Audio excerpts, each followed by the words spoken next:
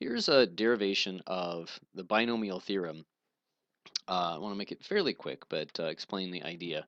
There's lots of ways to derive it, but this is fairly quick if you know the answer to a certain counting problem. So what's the situation? We have the sum of two quantities. I'm just going to call them x plus y, but they can really be anything plus anything. And in a lot of problems, they're more complicated than just one single letter plus one single letter. But if we know this, we can do those other problems. Well, x plus y to the 0, anything to the 0 is 1. And so that's going to be kind of a degenerate case, but it's going to we want to make sure it fits into the pattern. X plus y to the 1 is just x plus y. We haven't done anything to it. Okay. And I'm going to write that out as x to the 1 plus y to the 1. Actually, 1x to the 1 plus 1y to the 1, to be really, really explicit. X plus y squared. This is something we learn fairly early on in algebra. It's 1x squared plus 2x to the 1, y to the 1, plus 1y squared. I'm even going to over-decorate that. I'm going to say that's x squared y to the 0, and y squared, or x to the 0, y squared. And in fact, I'll do that here. I'll say y to the 0 and x to the 0. Okay. And I could even do x to the 0, y to the 0 here, I guess. And that's going to help us see patterns better. Very often, seeing patterns and understanding general rules, one really useful thing is look at simple examples you do know and write them out in a seemingly overcomplicated way that might show the pattern. Okay, so what about x plus y cubed? Well, we could just take x plus y times x plus y squared and multiply all that out. Like take x plus y times all this and multiply it out. Okay. Um, and we'll actually do that in a minute, but not because we would always do it that way, but because that'll help us see what the shortcut is. And what we really want to get is some cool shortcut and a pattern for x plus y to any integer power. Okay, so first of all, I'm going to go back to x plus y squared because I want to observe something kind of cool about another way to see why that's coming. So x plus y squared, I'm just going to take x plus y times x plus y. And the main principle here is simply that when I'm multiplying a bunch of sums together, I'm just going to take like x plus x times x. Okay, that's going to give me xx, and I'm purposely not writing it out as a square. Just the same idea as I was saying. Just write things out in maybe a purposely long-winded way. X times y is xy, y times x, which is yx, and I know those are the same thing, but I'm going to keep them apart for a second. And then y times y is yy, or we would usually write it as y squared. Okay, so I'm not going to try to get the pattern just out of this yet, but let's see what happens when we do x plus y cubed. Okay, x plus y cubed is x plus y times x plus y times x plus y. So I'm actually going to write it out. I'm not even going to use this right now. We could do it by just multiplying that by x times y. Maybe we'll do it both ways if I want to make maybe a couple versions or a couple installments of this video. Okay, so but here's what I want to do, and I think this is where it's going to be really key. I can take either the x or the y from here. I can take either the x or the y from here, and I can take either the x or the y from here. I'm going to just multiply those together. Okay, so if I take all x's, I'm going to get x, x, x. Great. Okay. Well, what if I take x here, and y here? That's totally legal. And I'm going to write it as x, x, y. Okay. Okay, well, wait a minute. I could take x and then y and then x. And I know that these guys are going to simplify to the same thing, but I'm not doing that yet. And that grouping will be crucial, but I'm going to leave it alone for a second. Okay. Oh, I could take x and y and y. Okay, now this can get a little tricky because like, okay, how do I know when I've done? How do I make sure I'm not counting something twice? So there's two principles there. One is how many just three-letter words, and that's a big hint as to how we're going to think about this, should I write down here? Well, there's two choices of whether I do x or y here. Two choices whether I do x or y here, and two choices whether I do x or y in the last one. Oh, okay, that's our fundamental counting principle. 2 times 2 times 2. I should get 8 possible words, three-letter words, okay? Because the first, another way to say it is when I look at the word, the first letter can be x or y. The second letter can be x or y. The third letter can be x or y. Okay, so I know how many total I'm going to get. And the other thing I'm doing is I'm just writing them out in alphabetical order.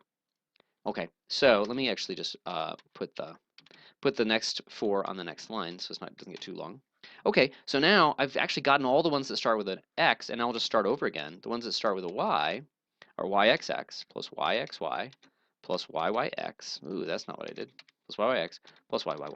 you might want to pause it and really convince yourself that's all the ways, all the products you're going to get. There's 8 of them, and there they are written out in alphabetical order. Okay, so we could just say, oh, that's the answer. Well, it's too complicated because I now need to take into account the fact that xxy and xyx, for example, are the same. They're also the same as yxx. Okay, how many of them? And which are the ones we're going to group together? It's exactly the ones with 2 x's and 1 y, because that's going to be x squared y. Well, let's just do the first one. There's only one x cubed, okay? Because there's only one way you could just choose all the x's. Okay, and then there's 3 x squared y. And I'm going to be a little overcomplicated here. I'm going to, again, because we want to see even more patterns of what we're getting right now. Okay, and then there's going to be 3. There's an xyy and a yxy and a yyx. There's 3 with an x to the 1 and a y squared. And then there's just a 1 y cubed. And I'll just overcomplicate it a little bit, x to the 0. You don't absolutely have to write that, but I want to see patterns. Okay, so 1, 3, 3, 1 as opposed to 1, 2, 1. This might be familiar to you already if you think about the 1, 1, 1, 1, 2, 1, 1, 3, 3, 1. And we'll talk about that. But what's going on that we could generalize? Okay, why did we get 3 here? What was that counting? And here's the key of this method of derivation is what we're counting. Look at these 3 things that it came from: xxy, xyx, and yxx. Those are extraordinarily unpronounceable words. They're a really kind of silly anagram problem. What we're doing is we're taking xxy, 2 x's and 1 y, and we're just writing all the anagrams of that. In other words, all the distinguishable permutations of a word that has 2 x's and 1 y. And what are we getting there? It turns out to be just 3 ways that can go, mainly because I just have to choose where the y goes. Okay, so my claim is that the key here is that that's a distinguishable permutations problem, or in other words, it's just how many ways can we reshuffle the letters in xxy. Now remember, that's specifically to get all these things and to get the number 3. So when I group it, the total number of terms is really easy. It's just 2 to the 3. I already talked about that. But when I look at what is this number going to be, it's about looking only at the ones that happen to have exactly 2 x's and 1 y, because that's going to be the ones that are going to be grouped as rewritten as x squared times y to the 1. And that's an anagram problem, or a distinguishable permutations problem. Okay, so what is that? What was the rule there? The 1 is pretty easy, and we'll make sure it follows the general rule in a minute, but let's just write it down. Okay, what was the general rule? If I've got 3 letters total, one way to write it is 3 factorial divided by, and then I divide by a correction factor. If it was 3 factorial, I'd be pretending the 2 x's were different, and it's really important. They're not different. I'm not getting 6 ways to do this. This is not a 6. And that's because I need to correct for the fact that the x's are indistinguishable. And xxy is the same as, well, xxy. There's no way to tell if I've switched the x's. Okay. And that's going to be x squared. That's the coefficient of x squared y to the 1. What about here? It's the same exact thing. I'm anagramming xyy. That's still the same distinguishable permutations problem, same anagram problem, where I've still got 3 total letters. And I guess I'll just write it as a 1 factorial, 2 factorial maybe, because now there's 1 x and 2 y's. But it's the same thing. And there's a lot of symmetry that's going to go on here. And then 1 x to the 0, y to the 3. And do the 1s fit the pattern? They sure do. If I anagram just a word like xxx, that's just going to be 3 factorial, but then, oh, wait a minute, they're all indistinguishable. There's no way to tell any of the ways apart when I switch them. And there's no y's, so I can put in a 0 factorial there. Okay.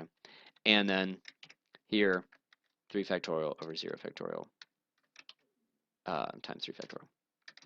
Okay. Now, I want to say, I tend not to like these notations with lots of factorials because they tend to be misleading about the numbers you get.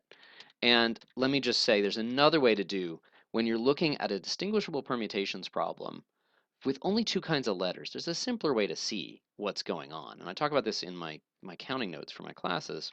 Let me just look. Special case of anagrams, distinguishable permutations, with only 2 types of letters. Like for here, I've got 3 slots that I can fill with x's and y's, and I know exactly how many of each type I have. In particular, like for the xxy, this one, the first one where we discovered what was going on, there's 2 x's, and then I just have to fill every other slot with a y. So it's really just saying, where should the x's go? Here, the x's go, actually, let's see. Actually, no, let's focus on the y's. That might be more interesting and a little simpler. So here I just need to say where the y goes. Okay, the y can go in the last slot, or the middle slot, or the first slot. Okay, so I just need to, of these 3 slots, I need to designate which one is the y slot. And okay, so for example, if I designate the first one to be the y slot, that's going to be y, and then the other ones get filled automatically with x's. Okay, so what am I doing? I'm taking a pool of 3 things, the slots they can go in, and I'm choosing one of them. And so what I'm claiming as I'm getting is I'm really getting 3, choose 1. Okay, 3 choose 1 ways to anagram xxy. Because I just say, where's the y going to go? Okay, so a better way to write this, and of course this is also, if you like this way of writing what's called the binomial coefficients for this reason, or the choose coefficients, you might recognize, oh, this is exactly how people write with factorials the choose coefficients. But you can also just get it directly. Okay, and I'm probably going to do it that way from now on. This is 3, oops, just kidding, 3 choose, ooh, hello. There we go. I've got a weird space there. There we go. Sorry. 3 choose 0. X cubed y to 0, because there were no y's to choose. Here, it's 3 choose 1. Let me make a little space there too. Let me just copy and paste this sucker. And then here it's 3 choose 2. I just need to say, of all of the slots, where the y's go. There's 2 slots that need to be filled with y's. And here, I fill all 3 slots with y's. 3C3. Okay, now we've got a pattern. I'm always got 3 slots. I'm always choosing, and I just choose how many places to put the y's. Okay. If I choose the x's, I would get exactly the same thing. I would call this a 3C2 and this a 3C1, but those are the same number, and there's a symmetry here. We see 1, 3, 3, 1, a symmetrical pattern. Okay, so now what about x plus y to the 4th? Oh, and let's compare here. Okay, here xx, there was one way to write xx with x plus y squared. Here there's 2 ways to anagram xy, and one way to again, a 2-letter anagram thing is just tell me where the y goes. It's just 2 choose 1. Very, very simple number. That's just 2, and that's why there's 2 of these guys. And then here is 2 choose 2. Okay, so let's do x plus y to the 4th. So that's going to be x plus y. I know this video is getting a little on the long side, but I think I might as well just do it all in one fell swoop. Okay, so that's going to be like xxxx plus xxxy, ooh, just 4 total, plus xxyx plus xxyy plus yxx. I'm not going to write them out, don't worry. xyxy, but I just want to kind of give the idea. You could totally write out. There's just 16 total because there are 2 choices for each, and I'm just writing them in alphabetical order. Plus yx, probably should have had this pre-typed. Okay, dot dot dot plus, actually, you know what, I really do need to, so you can fast forward if you really want to. Yx, xy, it won't be long. Yx, yx, xyy, and then yxx plus yxy plus yyyx plus yyyy. Okay, 16 total. Okay, so now what's that going to group as? Well, there's going to be there's just 1 x to the 4th y 0. Okay, plus now I'm anagramming xxxy. So xxxy, that's one way. That's another way. The next one is that one, and then there's one more. And you can convince yourself, if you pause, those are only ones with one y. And again, any way you want to do the anagrams is fine, but one easy way to do it is just like pick the slot that you make a y and everything else is x's. Oh, okay. It could be in the last slot, the second to last slot, the third to last slot, or the first slot. Okay. And that is a 4C1 choice. Boom. Okay. Now, probably where we'll see that this really makes sense and we're not overcomplicating it with the C's here, is the next one, and that is how many ways are there to anagram x, x, y, y?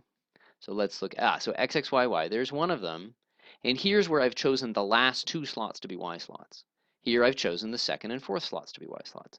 Here I've chosen the second and third slots. Here I've chosen first and fourth, first and third, and first and second, and then everything else has too many y's after that. Well, that's exactly just a 4C2 choice. So whether you want to think about it as anagrams, whether you want to think about it as like, we could write this as, if we want, 4C2 is 4 factorial over 2 factorial, 2 factorial, if you want to. Think about it this way or think about it this way, you're going to get the same answer. It's 6. Okay. But I think probably the simplest way to think about it is to do these 2-letter anagrams. The simple thing is just you have 4 slots to write letters in. Pick the ones to write y's in, or equivalently x's, but I'm choosing to write it with the focus on the y's. And then you're making 2 choices out of 4. One thing that confuses people sometimes is like, hey, shouldn't this be with order? Careful. That the order matters, so why shouldn't it be a P? But notice that if the order mattered, I would say that would be saying it matters whether I write the y in this slot first and then write the y in this slot second. That doesn't matter at all. What matters is just which slots get filled with y's. And so it's really a C, not a P. Okay, and then we're going to get a 4C3 for filling out of 4 slots, filling 3, and then a 4C4. And I'm close to done. I know it's a little on the long side. Okay, let's just write down those numbers. 1, well, let me copy and paste.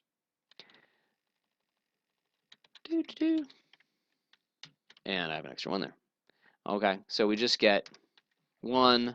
This is clearly 4. This is 6. Not a hard calculation, but a little more interesting. This is back to 4 again. Choosing 3 places to put the y's is equivalent, as I've said, to just the 4 places I could put the 1x, and then that's going to be back to 1. So we get 1, 4, 6, 4, 1. In general, what are we going to get? We're going to get 1 x to the 0, x to the n, y to the 0, plus, do I still have, oh no, n, choose 1, x to the n minus 1, y to the 1. So that's all the ways I can write out a word with 1 y and n minus 1 x's, and I just have to figure out out of all the n slots, fill 1 with a y, and then the rest are x's. Plus n c2, x to the n minus 2, y squared, plus dot dot dot. The general term is going to be nck, ooh, I don't know where the k showed up there. Okay, x to the n minus k, and so I'm filling k slots out of the n, and then the rest of them are x's, and then it's going to end with a 1 x to the 0, y to the n. Okay, that's good enough.